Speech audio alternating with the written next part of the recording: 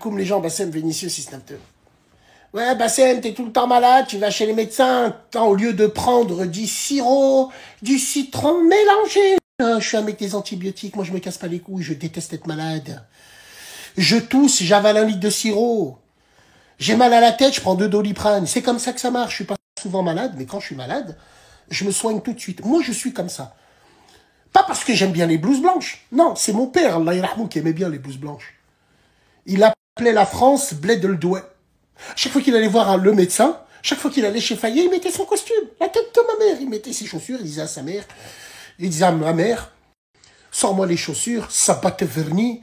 Il allait comme ça chez les médecins. La génération de nos parents bled le douai. Ils adorent les blouses blanches.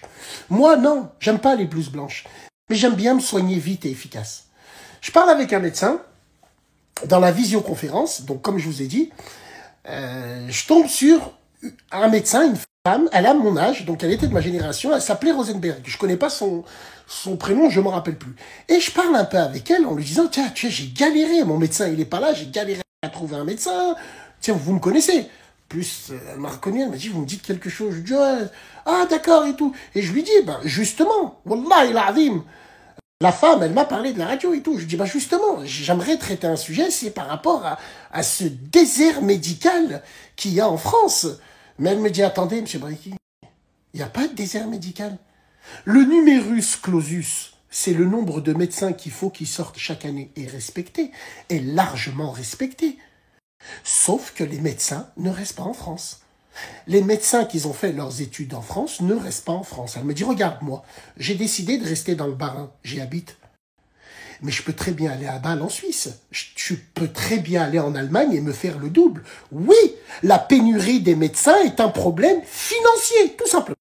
Non, docteur Rosenberg, la vérité, ça veut dire, docteur Rosenberg, que on forme les médecins en France, on les laisse partir pendant qu'on va chercher d'autres médecins au Moyen-Orient, en Asie, en Afrique. Elle me dit, c'est absolument ça. C'est qu'un problème financier.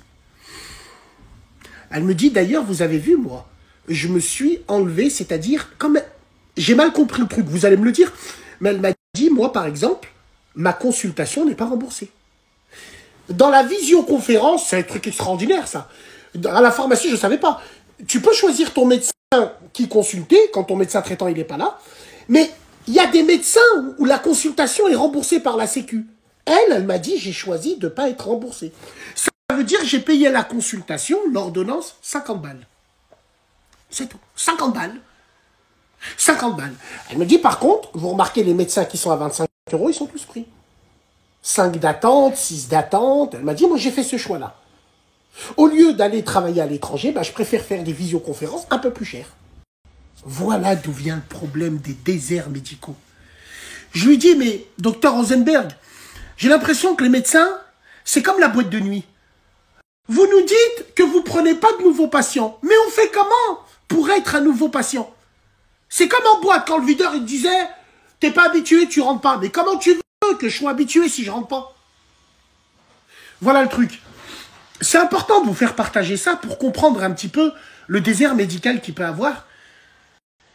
En tout cas, le numerus clausus, les médecins qui doivent sortir toutes les années, ils sortent, et largement au niveau des chiffres, hein, mais ils se barrent pour la paye. C'est purement financier. Tout simplement. Donc,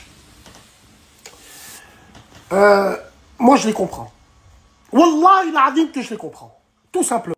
Donc voilà. Donc, le truc, c'est qu'il faut bien comprendre pourquoi, le pourquoi du comment aussi. Moi, chacun se positionnera comme il veut. Et commencez pas, les gens de la morale, là, qui vont venir, ouais, médecins, ils ont signé pas pour l'argent, ils ont signé pour... Non, non, il faut comprendre. Il y a des choses où il faut comprendre des choses. Aux États-Unis, je parlais avec Alain, on parlait des médecins. Tu sais ce qu'il me dit?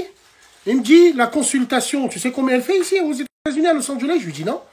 Il me dit, c'est simple. La dernière fois, je suis parti pour une grippe. Wallah, wallah. Je suis parti pour une grippe. La secrétaire, je lui ai déjà lâché 60 $. Juste parce que j'étais en face d'elle.